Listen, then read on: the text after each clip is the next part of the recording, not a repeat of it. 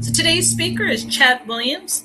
He began his career at the Oklahoma Historical Society in the newspaper department, and he has moved through the ranks of the Oklahoma Historical Society as a manuscript archivist, the deputy director, and now the director of the research division. Chad has been instrumental in the development of the Oklahoma Historical Society's online research catalog, which is his topic of discussion today. So, Chad, I will turn it over to you. Great.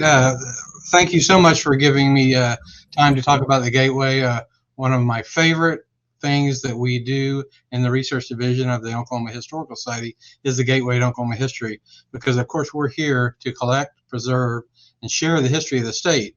And the Historical Society has always done a great job of collecting and preserving, but really in the last 10 years we have really went to the forefront of sharing. And the Gateway is the way we do that in the research division. I want to start with the first thing you see on your screen is what we call a one sheet. It's a sheet showing what the Oklahoma Historical Society is and what we do. And what we do in research, which is at the History Center, the research library within the Oklahoma History Center, and we're open from Tuesday through Saturday, 10 to 5. What we do is share all of that history that's not three-dimensional, whether that's film and video, newspapers, American Indian records. Genealogy is the huge amount of people that come in and do work, people writing books. That's what we do, and this is our one sheet for the agency showing what we do. The next page is the Gateway to Oklahoma History flyer. If you look to the right, it says visit online, gateway.okhistory.org. You can do that right now. Here in a few moments, we'll go live onto the Gateway and do some searching, and I'll show you some tricks and more information. But this is a flyer for the Gateway. We give this out at our outreach events. If anyone needs any of these, feel free to come to the History Center, or we can mail a bunch of them to you. So the next screen. So the Oklahoma Historical Society, we have 20 plus museums all over the state. So our goal with the Gateway is to have what's called a partner page for each one of our museums or organizations. SHPO has a partner page. This is an example of what a partner page looks like on the Gateway. I'm going to show it to you live here in a minute, but this shows that SHPO has 999 items on their partner page, and they have a description of who they are. Then to the right, it'll show you that there's two different collections. One is a newsletter, and the other is a photo collection. And the more metadata you put in there, it creates what years they are. So people doing directed searching, that they can go in and just look for specific things. The really cool part about a partner page is those organizations or those museums can share just their partner page with their clientele, the people that they're working with, and you can search just within your collection of materials.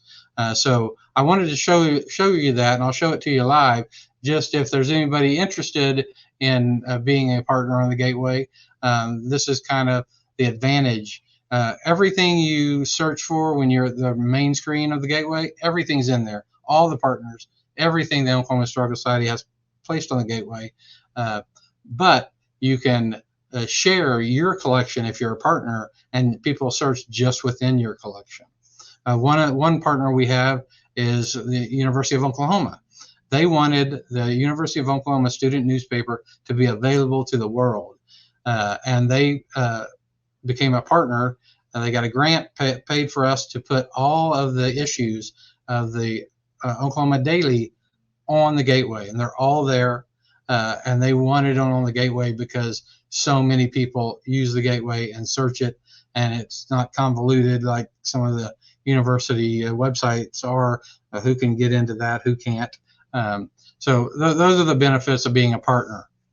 So the next slide, this is also available in your handouts, is just information about becoming a partner on the Gateway if you have any interest, and my contact information.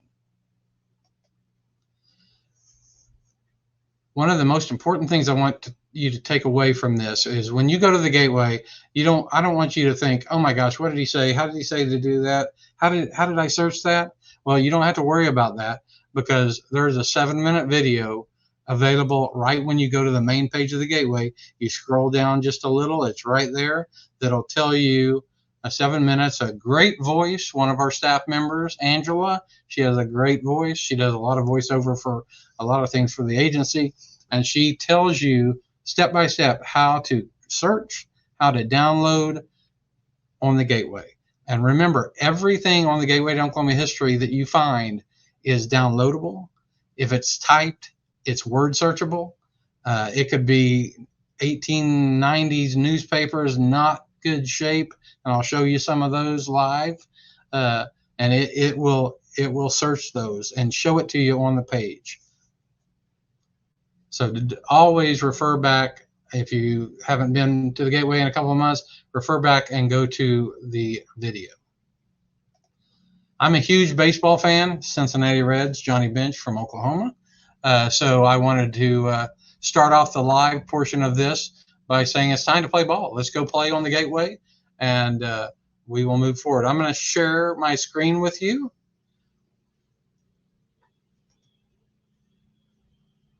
Screen. Gateway share.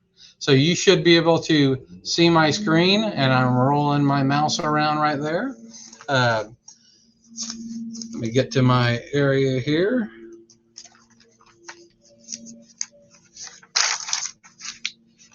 Okay, so this is the main page of the Gateway.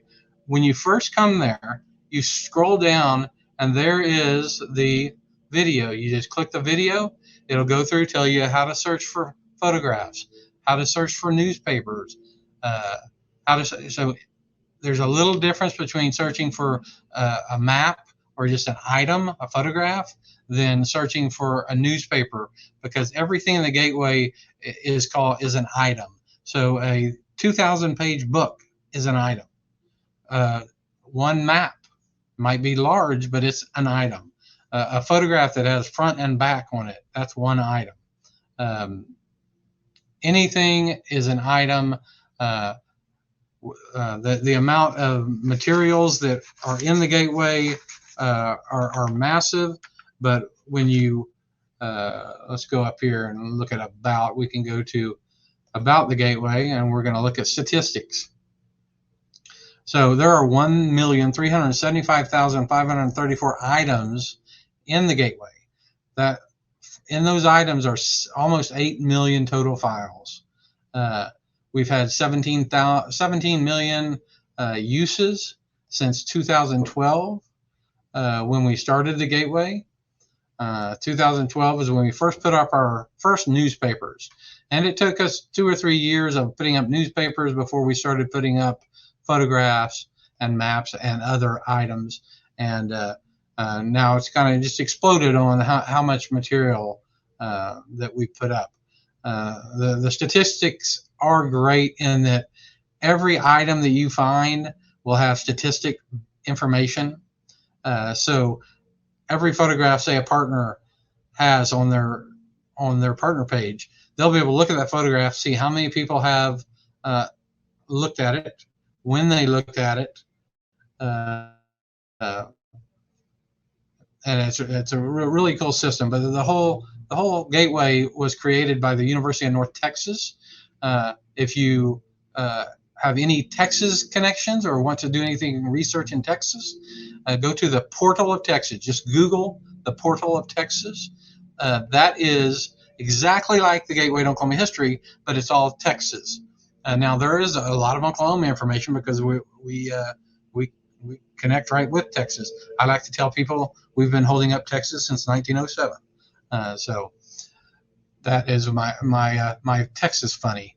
But you can go through and look at each partner, how many hits they've had, statistics on individual collections. So there's a lot of data that can be mined if you have that want to. You can look at who we are, the history of how we got to where we're at today, in the about. Also the search, You can go more guided searches, advanced searches, proximity searches. I generally use quotes, because if you're going to put in Chad Williams, my name, and put Chad Williams in quotes, it's going to look for Chad and Williams together. If you just put Chad Williams without quotes, it's going to look for any Chads and any Williamses. Of course, you can take a tour and go through, and the system will explain the entire Gateway to Oklahoma history and more dry how to search. But I would use the 7-minute video, because that's much easier to intake. Next thing I want to show is go back to the partners real quick, just so we can show you. So the Carl Albert Congressional Research Center at University of Oklahoma, this is their partner page. And the way it works is they take this link right up here, copy this link, they put it on their website, on their social media, and so they say, hey, go search within the University of Oklahoma student newspaper. They're all available on the Gateway to Oklahoma History. There's 9,557 issues. That's issues. So times however many pages that is. And there they are, all of them, latest editions. They add more. You can view them all. But what you really want to do is search inside.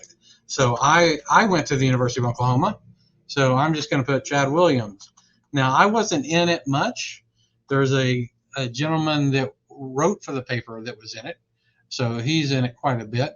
But then you can see that there is 51 hits with Chad Williams just within. We're just searching within the Carl Albert Congressional Research Center with those papers. And then you click on the paper, and it's going to show you this issue. There's 14 pages. It's already put Chad Williams right here in the search. You can do that down here. There's 2 times that Chad Williams is in this issue. You just hit this little orange button, search. Remember, the video will tell you all of this. And then it's going to show you in text where Chad Williams is. So you don't even have to look on every page where it has Chad Williams. You can read it and then say, oh yeah, let me look, that's the one I want.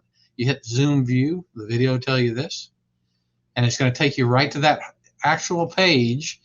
We have microfilmed these newspapers over decades and decades, and then we digitize the microfilm, and then the University of North Texas people, they OCR it, make it optical character recognition to make the words searchable, and then make it where when you put in that Chad Williams, it's going to show it to you in gold anywhere that Chad Williams is on this newspaper.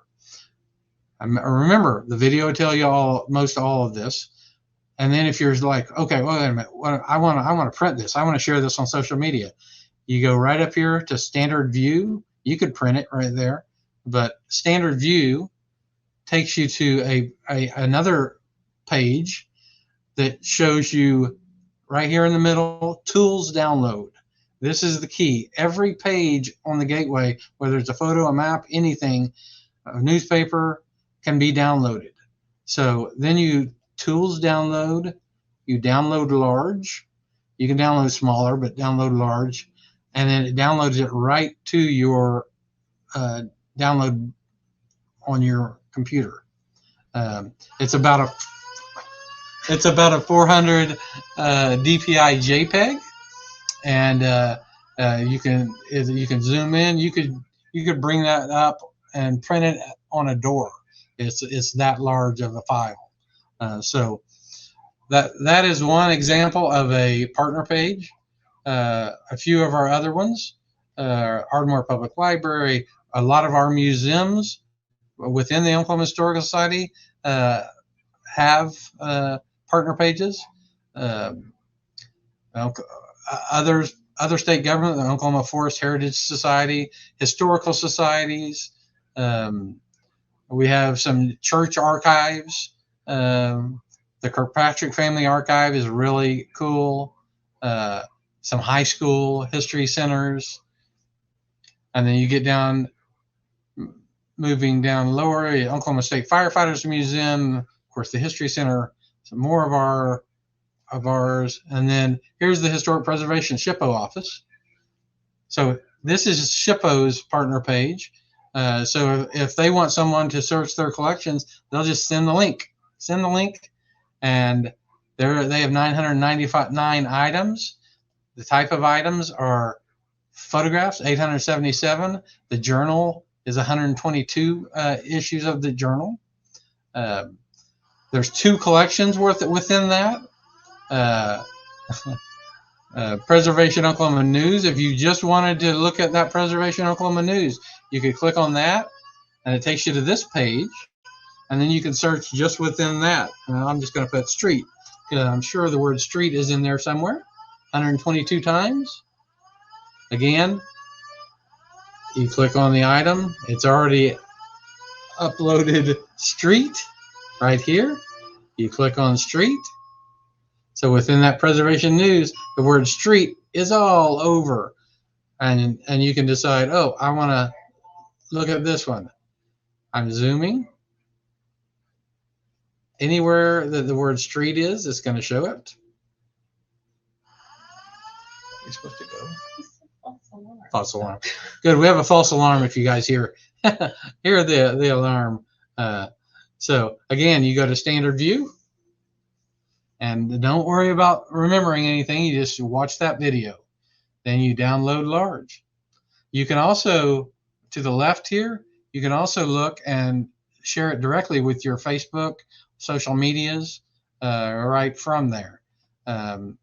Basically, with the Gateway, anything is usable for anybody that's not trying to make money. If you're doing programs, you need photographs for things, you can download those using your PowerPoints, use whatever you want to do. All we ask is just show people next to the photo or whatever you got from the Gateway that is courtesy of the Oklahoma Historical Society. But we want people to use the Gateway. That's why we make all of this available. So I'm going to go back to the front page of the Gateway. I'm going to make sure I'm on track to where I wanted to be here.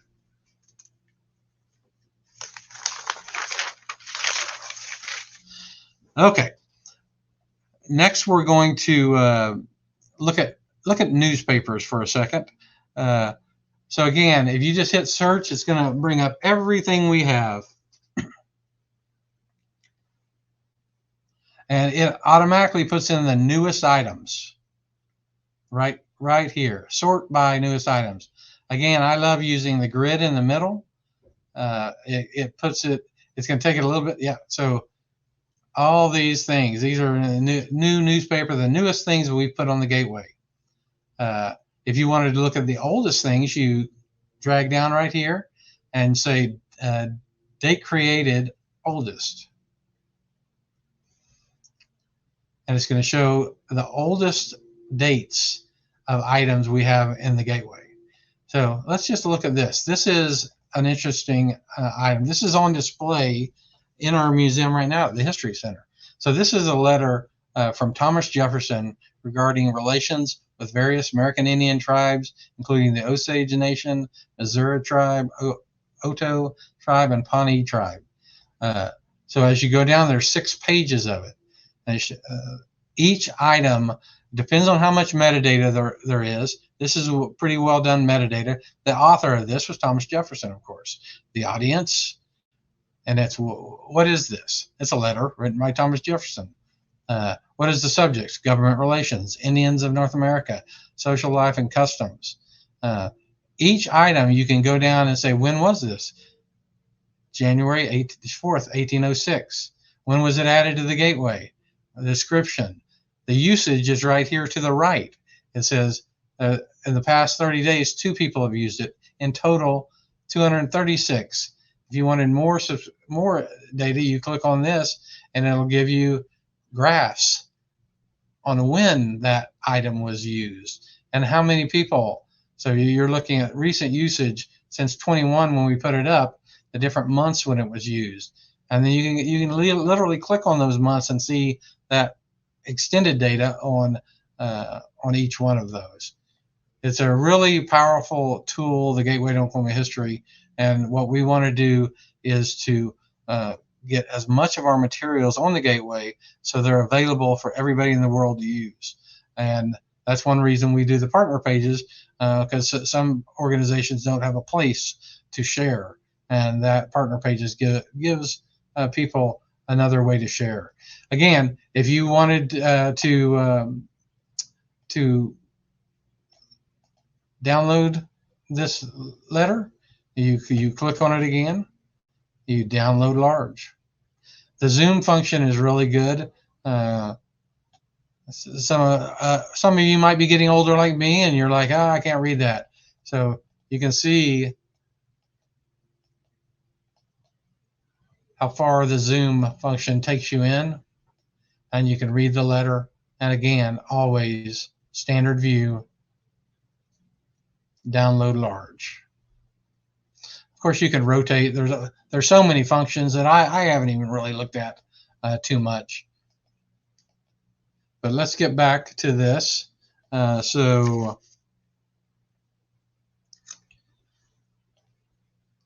to the left, the available filters are really the key to the whole Gateway.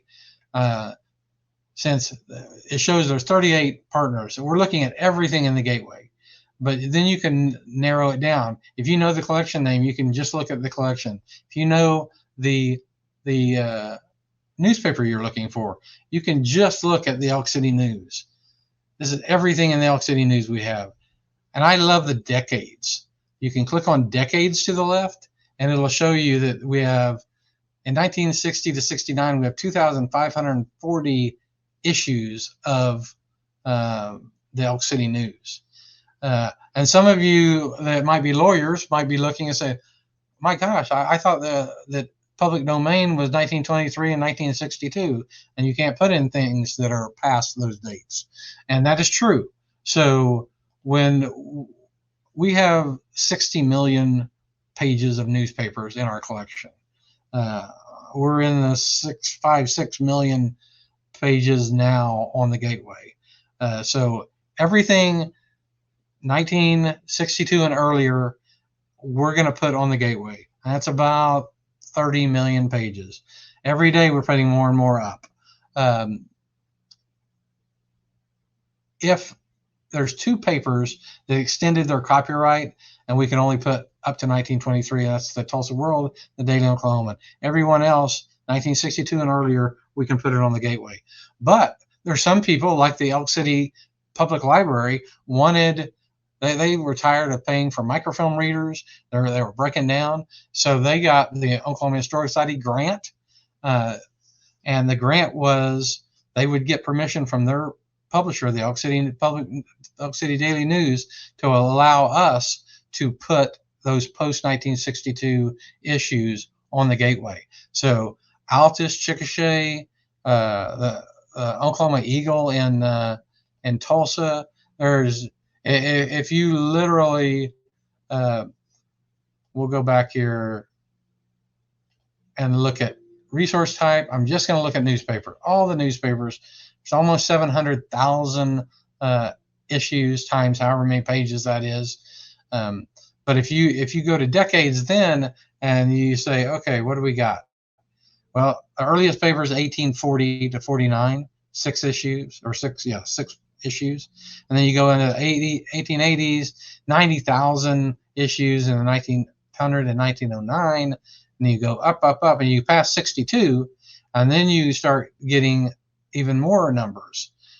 Those are everything from 62, 70s, 80s, 90s, 2000s are all issues that we have permission from the publishers, generally through an Oklahoma Historical Society Heritage Grant, where a library or a historical society has gotten a grant, like the Edmund Sun. It doesn't exist any longer, but we worked with the publisher that owned the Edmund Sun and with the Edmund Historical Society to get permission to put up the entire run of that paper, and it is all on the Gateway. So anything that's post 62, it's not illegally on the gateway. We've got permission to place it on the gateway from the publishers. Again, I'm right here, currently limited to newspapers. I'm going to click that off. So it's everything. And I want to show you some of the other types of items that you can search for. Of course, photographs. It's number 2 on the number of items we have, pushing 600,000 photographs. Of course, the Oklahoma Historical Society Research Division alone has 10 million photographs in our collection. The SHPO has 10,000 at least that I know of. Different museums have thousands and thousands and thousands. But it's easy to scan things. And if you come to the History Center, I can show you our scanning operation. Scanning is the easy part. We can make a digital file of everything. It's making the metadata. The metadata is the descriptions, so that when you're doing research, you'll be able to find it. That is the difficult part of the Gateway to Oklahoma History. So again, here is just photographs. And again, you can search just within the photographs. So I'm a big baseball fan, so I'm going to put baseball in there. So within baseball, there's 8,311 hits. Again, I've got this on grid. You can take it back out and look at each one with a little the basic metadata to the right. But when I'm searching for something, I kind of know what I'm looking for, but I just want to see all the images because I don't want to have to do a lot of clicking. I've already got it with oldest, so these are the oldest. This one is really cool. This is 1889. Everybody knows the land run was 1889. This is June, so just a few months after the land run in Guthrie. It was a baseball game between the Oklahoma City team and the Guthrie team. Of course, the Guthrie was our state capital, or territorial capital, and then state capital until 1913-ish. So again, you just like the newspapers, you zoom in, and you can see how detailed you can see to the right and left. And then again, standard view, download large. Now, one thing I want to tell you about is metadata. One of the reasons we have so much on the Gateway is that we made a conscious decision to try and put as much as we could. Photographs, newspapers are really detailed. The metadata is perfect, pretty much. A lot of work goes into that. But the other materials, which are photographs, non-published things, we decided we wanted to get as much up as possible with minimum metadata because it takes so long. So some of our metadata is not the easiest to find to search. So I want to show you, first of all, a lot of you know our ex-boss at the Oklahoma Historical Society, Dr. Blackburn. So if you were to put quote and use quotes, because it's going to look for anything together in your quotes, and put Dr. Bob Blackburn, and we know he's going to be in this because the Chronicles of Oklahoma and our Mistletoe Leaves are all on the Gateway, and he was our director for decades. So if you were to put, but this is kind of I'm going to show you why you need to not give up when you first try to search for something. We're looking for Dr. Bob Blackburn. Search. We have nothing. Now, if you go back and you shorten that to Dr. Dr. Remember, especially in newspapers and publications, there was only so much space they had. So for doctor, they always shortened it. Then you hit Dr. Bob Blackburn, you get 572 hits. So much better. Then you can come over to resource type and say, oh, there's articles that Dr. Blackburn wrote, or that have him in there. These are articles. So you can zoom down and say, oh yeah, let's see where is Dr. Blackburn in that? This is our Chronicles of Oklahoma. and we're gonna see it's already got search inside. Let's see where Dr. Blackburn is, and it'll show you the text. Zoom in, look at it actually on the page.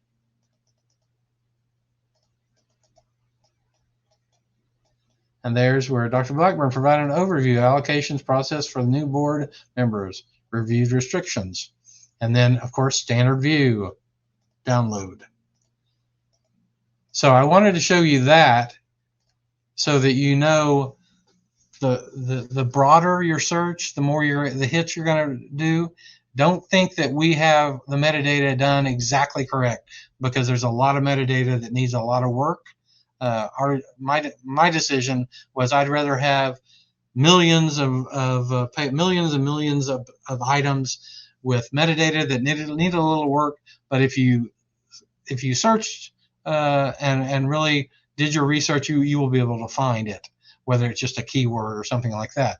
So again, we couldn't find anything with the spelled out doctor. We found 572 with DR period.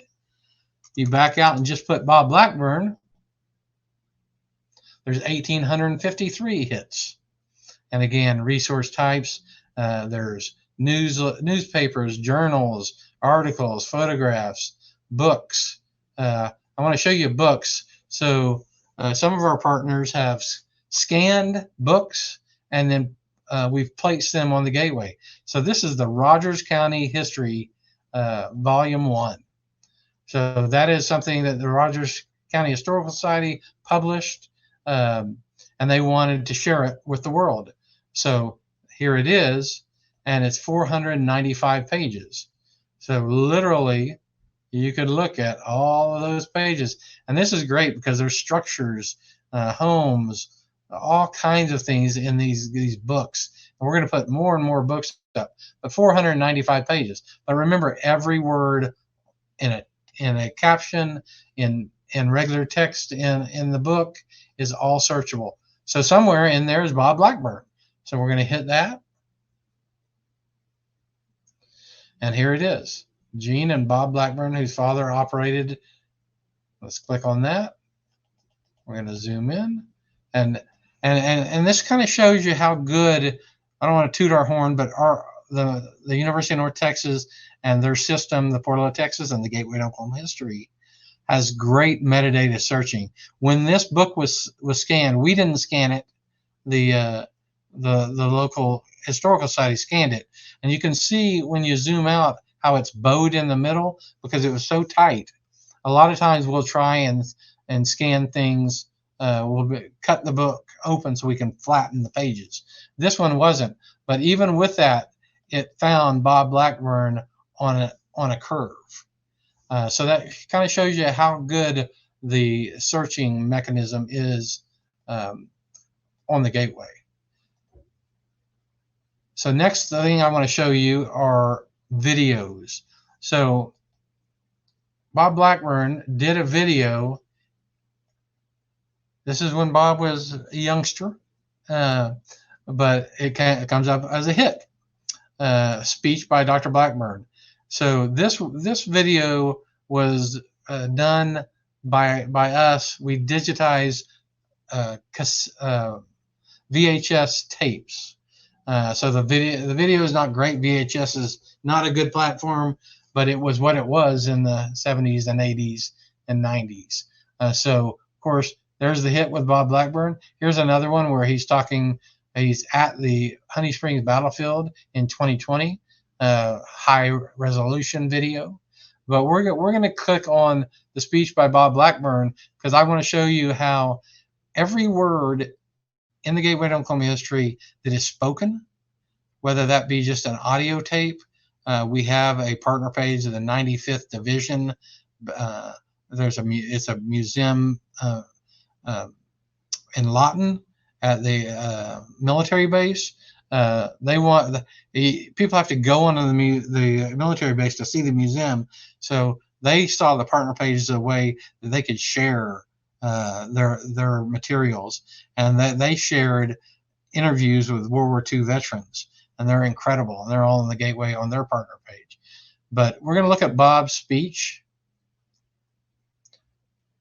So same thing. The interviewers were C.W. West and Tom West. That's metadata. We've got some keywords, law enforcement. He's talking about law enforcement, American Indians. You can see that's the metadata that we have to put in when we upload the video so you guys can search it and find it. But DR, Dr. Blackburn, because that's what was the description on the side of the VHS, and that's what we put in there. Someday we'll probably put doctor in there, but that's for another day. So when somebody sees that and says, I want to listen to Dr. Blackburn's speech, you click on the button, and then you click again, and it starts the VHS tape that's been digitized, and that's pure 1980s right there. First Love Video Production.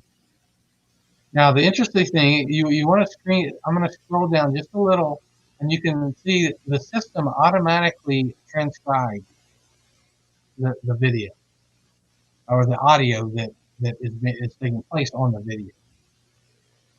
And as you move along, and he starts speaking. This is Mr. West introducing Bob. It will show you where he's talking. So it's a great, yeah, of course they use AI. University of North Texas is incredible on the way that they write their programs and how they create things on the gateway. And they made all audio and video, or anything audio that's on video or just on a non-video audio. They made it all searchable. So everything that Dr. Blackburn speaks about, everything that these introductory people talk about, it's created the metadata for us. If anybody has done transcriptions before, you know how expensive it is to pay someone to transcribe oral histories or from videos. This system, it uses AI, and it's really good. Creates the transcription. We haven't they haven't worked on being able to download the transcription yet, but that's going to come at some point. But you can see the different time periods of the talk and what they're saying. Now, if someone's slurred speech, or like me getting older and they're tired and they start slurring a little bit, there may be some words that aren't correct. But the cool thing about that is if we watch that video and we watch that portions where somebody's pronouncing a name and it's not they're pronouncing it one way, but we know what it is, and the transcription is not showing it correctly, we can go in and manually at the 1138 mark and say he wasn't saying 18th century, he was saying 80th century, and we can change that in the transcription and make it permanently where it's not automatically just coming up with 18th because of AI. We know it's 80th, and we can change it to 80th. So there's a lot we can do with AI, but AI is not always right. So we tend to want to use the best of AI to make it easier to use the gateway and to use our resources. So you can see how long that video was. But play with the videos. We have barely touched putting videos on our gateway. If you want to see our oral histories, you can go to okhistory.org, go to research. Actually, we'll just do that right now. So this is our OHS overall website. You can visit, you can go to all the museums, information on those museums, what they have, what exhibits, all of that, all the different organizations. There's SHPO. You can go to SHPO's. But if you want to go to research and research overview, here you can go directly to the gateway. But the other thing I wanted to tell you is the gateway is not everything we have. The gateway is only things that we've digitized and placed on the gateway. We've got millions of photographs and documents and things that we're working on that have been digitized that are not on the gateway yet. So don't think the gateway, again, we've got, 6 or 7 million newspaper pages.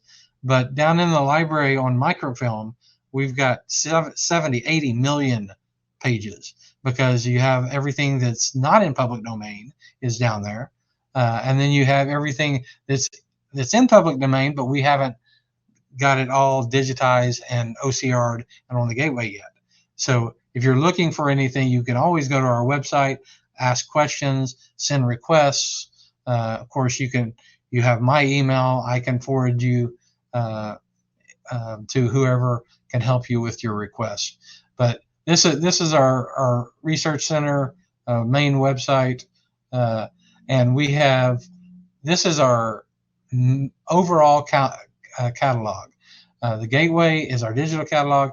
Here is our overall catalog. Every collection we have is here, and you can come and see those at the History Center if they're not digitized and on the gateway. What I wanted to show you was in audio and video. So we have oral histories. We have a YouTube channel that is all oral history. It's not everything we've done, but it is a good amount. There's 2,500 videos. You can search within the videos. You put, let's see, Norman. Let's see if anybody in there, Norman. So here's the interview with Nick Norman. So you can watch that interview. We use YouTube because there's a lot more pure hits of people searching on YouTube. But our goal is everything we have on our YouTube oral history page, we will mirror and have it on the gateway. So we have it on both places. But right now, we're working on other projects on the gateway, and since it's available on our YouTube channel, we haven't put all of the things on the YouTube channel on the gateway yet. Just like the oral histories, we have film and video. We have 2 different channels on the gateway. Again, we are going to mirror everything that's on our YouTube channels to the and put it on the gateway at some point.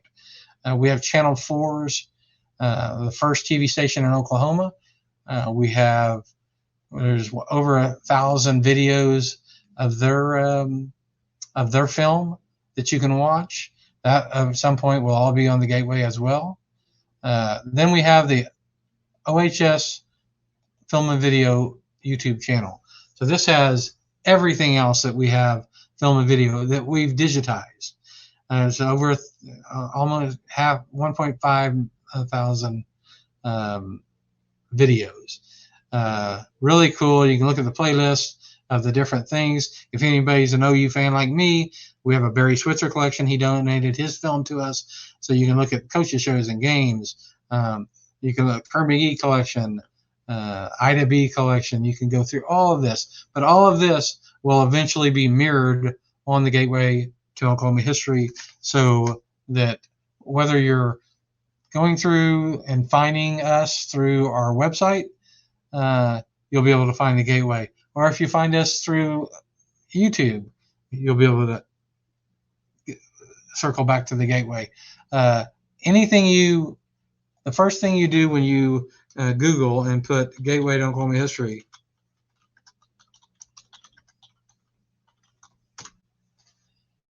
the first thing that comes up is the gateway, and that's our gateway. And it'll take you right to it. Of course, the main thing is the video. You watch the video.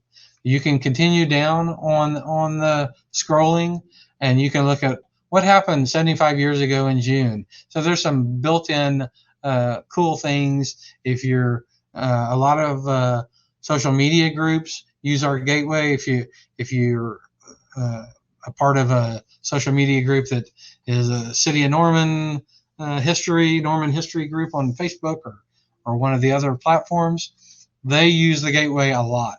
And most of them will say courtesy of the Oklahoma Historical Society or through the gateway. And we want people to do that. If you guys are part of those groups, let them know. Go to the gateway. You can. We want to share these great resources, whether it's newspapers or photographs or videos. We want to share all of that with everybody out there. Give me 1 second. Let me go through my notes again.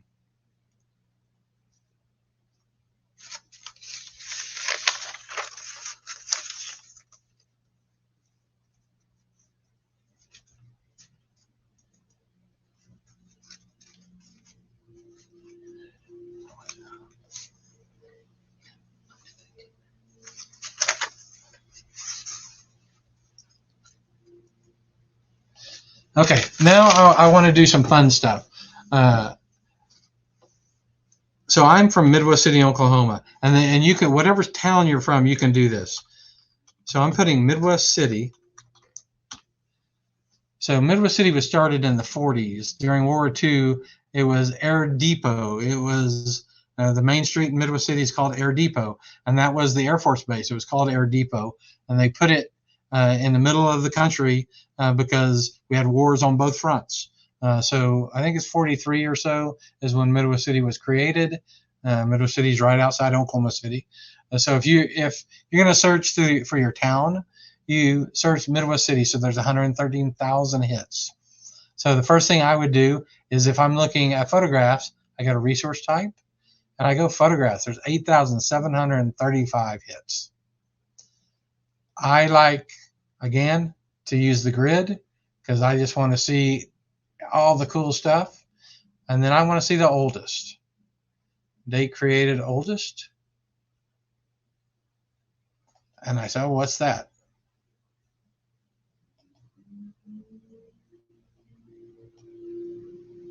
Again, you can zoom in. A lot of photographs have handwriting on them. This one has probably where they used it in a newspaper hit. So this picture is E.J. Miller grain elevator taken July 7th, 1902 in Perry, illustrating the agricultural roots that remain a dominant part of rural Oklahoma life through much of the state's history. Picture submitted by Mary Catherine Miller, Midwest City. So she's from Chad, yes. I'm sorry to interrupt you, but we're still stuck on the screen showing the archive collection. So maybe you're sharing the wrong screen. Let's just stop sharing and share again. Sorry. I bet because I did that. Full screen. Just share screen, sorry. And then there you go. Now we're back. And then share. Better? I'm sorry. Is that better? Perfect. Thank you. I shifted to a different web page and didn't share that screen. So again, this was submitted by someone from Midwest City, Miss Miller, and it's about Perry, Oklahoma. But again, standard view, download large, download it right to your computer. We're going to go back to the Midwest City. Again, use the left side. Collections aren't that important unless you know what collection that Midwest City photograph is in. Serials are important sometimes. It's really how detailed you want to know where these items are from. World regions are generally United States unless something was going on overseas. Countries, states, counties are really interesting because you can click and it's just, we don't just have pure Oklahoma. There's some things that are out of our state that are on the gateway. But the vast majority of this that's from Midwest City is from Oklahoma County because that's where Midwest City is. Again, decades is one of my favorites. You can look and say the 40s, that's when Midwest City was created. And you're going to see a lot of military. This is one of my favorite pictures because I owned a house on the original mile of Midwest City. So this is in the 40s, an aerial view of the original houses of Midwest City. And I own one of those, and I literally can come over here and go, that was my backyard. But you can see all these are the original mile of Midwest City. Again, you can download that. All these towns will have similar stuff. This one shows, this is the Midwest City Presbyterian Church, plans to build here soon.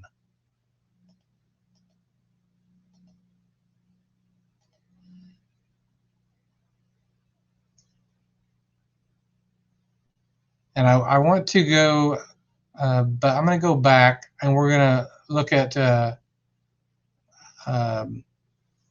look a little deeper into those maps, because I think a lot of people will enjoy the maps. You can use this little any type and drag down if you just want to look for books, artwork, clippings, images, legal documents, letters, maps. Just want to look for maps and then search. It's just going to bring up all the maps. And again, to the left, you can look at decades, you can look at years. I just want to look at specific years of maps. I just want to look at 1898. What do we have there? Well, here is an Indian Territory map, multiple Indian Territory maps. Again, maps are so much fun. We have a very small number of maps on the Gateway. Right now, until we get all of ours up, go to the Library of Congress website. They have an incredible amount of just search maps there and search Indian Territory or Oklahoma. But so this is a map we've scanned. You can zoom.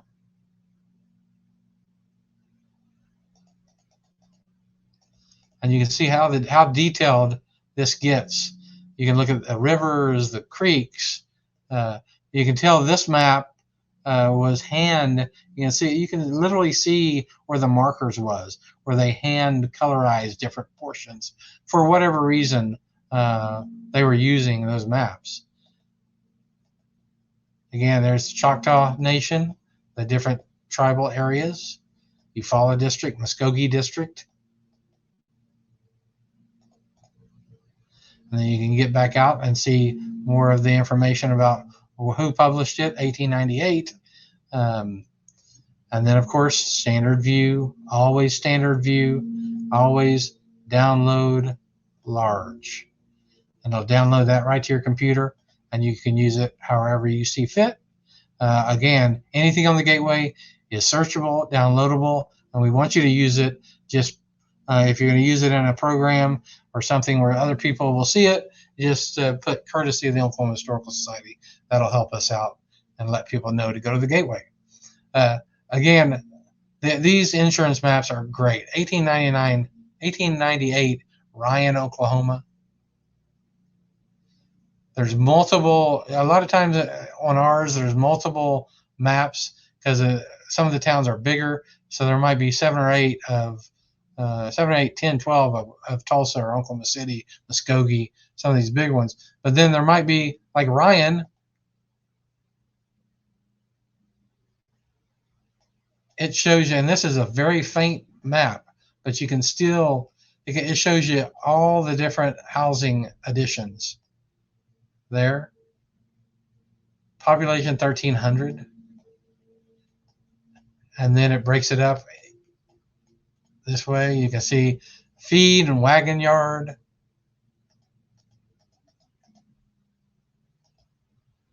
Wonderful ways to search the Gateway. There is one thing that I didn't tell my handlers here. I'm going to show you, but it's something dear to my heart. So I'm going to, before we do some questions, I'm going to just show you it. So if you're interested, go to it. I'm going to stop sharing this screen and go to some of my compadres here. Tell me I always talk about the Oklahoma Century Chest. So the Oklahoma Century Chest was a time capsule buried in 1913 at the First Lutheran Church in Oklahoma City. There's so much history in this collection. I'm gonna share this with you. Switch screens. Oh, screen. That'll work too. So this is, if you just Google Oklahoma Century Chest, it's going to be the first hit, or you can look up here and see.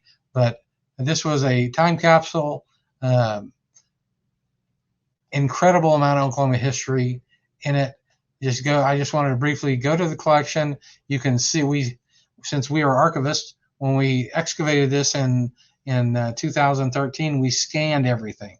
So you can look at the photographs, you can look at the documents, you can look at the posters, the three-dimensional items. But there is so much, the individuals, there's so much Oklahoma history in that. I just wanted to tell you about it because I want more and more people to know about what was in this chest. And the chest was not small. It was the size, and you can see it right here, the size of really a casket. And it was copper, and it took 13 hours to excavate it.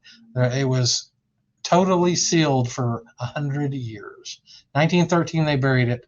2013 we excavated it. It was on exhibit at the History Center for a decade.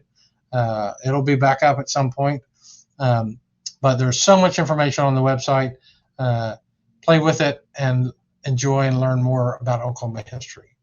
So now I'm going to go back, switch back to the Gateway.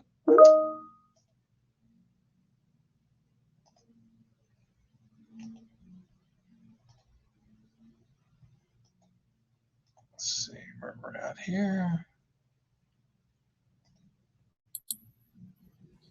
Which screen we're at. Let's just stop sharing and share again.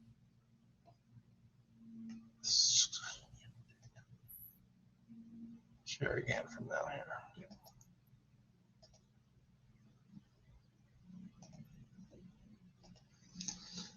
Okay, so we're back to the Gateway. We're ready to take some questions? You bet. So anyone who wants to pose questions, again, remember there's a Q&A tab over on the right side of your screen. And also that handout that Chad mentioned is under the Handouts tab, that you can download it there. So the first question we have, Chad, is from Candy Kent, and it says, it's very long. I'm on the board of directors of the 1893 Land Run Historical Center in Medford. And when I was at the Oklahoma Historical Society, I was looking through a binder of Pond Creek, Oklahoma photos. The binder contained copies of photos that I can't find on the Gateway, no matter how much I search. So how can this person get access to those photographs that are in the photo binders in the research center? So if you can't come here. So originally, when I started in 1996 at the Oklahoma Historical Society, which was now the State Supreme Court building, we did not have any digitization, barely had computers. That's 1996. So what we had was books with photocopies of the actual print, and then people would search whatever the topic is and find those books. So what she looked at was books, and we still have them down there because as we put things on the Gateway, we have volunteers go through, and when we have it on the Gateway, we take it out of the book. So there was, I don't know, 5 times as many books just a decade ago. But it's totally true. There's 10 million photographs in our collection, and we have 700,000-ish photographs on the Gateway. And we might have literally 1 million or 2 that have been scanned, but we haven't done the metadata to describe them and place them on the Gateway yet. So we have 2 photo archivists. If you go to the okhistory.org where I showed you and go to research, go to photographs, you can ask the archivist, you can email them and say, hey, I looked in a book downstairs, I need that digital file, that digital photograph. They could tell you what it would cost if you're going to publish it on a book, or if you just want us to send it in an email, the digital file that you're looking for. Those are things that we will do, because again, I tell people all the time, don't think the Gateway is everything we have. It is just our digital platform of things we've scanned and placed on the Gateway. 10 million photographs, and there's 700,000 on the Gateway. We have millions and millions more to place. But that is why you can't find them, and that's why you were able to find it down in those browse books, because we didn't want to get rid of the browse books until those items were put on the Gateway. Does that make sense, Linda? You bet. So we have another question that's been posed. Will the items from OK Pops be integrated into the Gateway? I don't see any mention of OK Pops as a partner or on the site yet. Yeah, so OK Pop is working right now on their exhibits. I've talked with their director. My goal is to have everyone as a partner.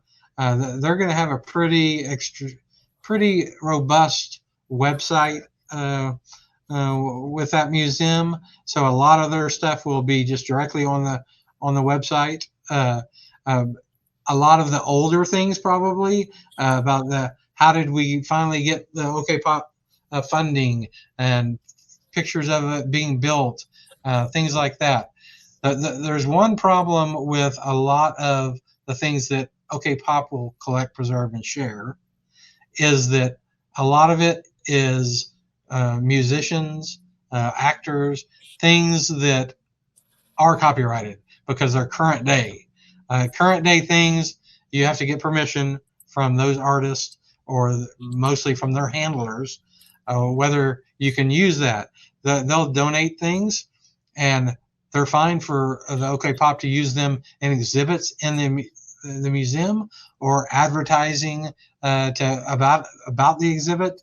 But just what we do is in research is generally handling all of the older things.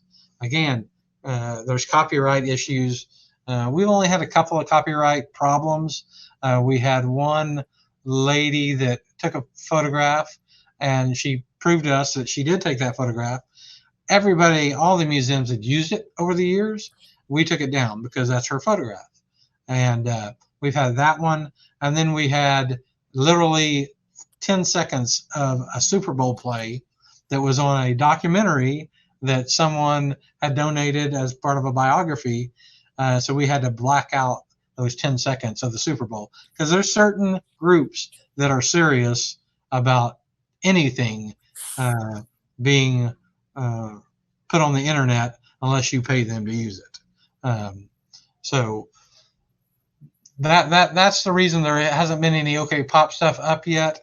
It'll be a slow process because creating a partner page on the Gateway is not their highest priority, because they are building exhibits and trying to get the museum open as soon as possible. Okay. The next one. I write history stories for the Claremore Progress. What are the copyright parameters for sharing images from the Gateway for republication in newspaper articles and books? Yeah, so if you go I'm just gonna click Claremore on the Gateway. Am I showing? Yeah, good.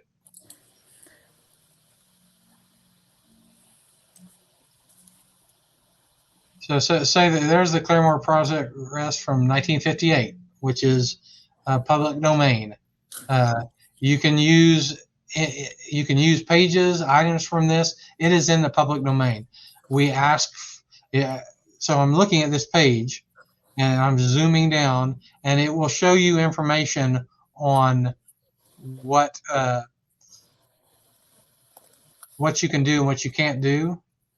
Right here, all the way down: citations, rights, and reuse, responsibilities of use, citing this issue, licensing and permissions. If you're going to do this in a book, a for-profit book, our photo area has a cost structure for photographs. And the thing is, we share a 400 DPI JPEG, and people are going to take it and use it, and people are going to do things. We made the decision to share our collections, whether some people aren't going to be conscientious and say, okay, my publisher needs a letter from you saying we can use this in a book. And so people writing books, those publishers demand that. So we make a small little bit of money on our photographs and on our video. If somebody's doing a documentary, that type of thing. Newspapers, we do not charge anything on newspapers.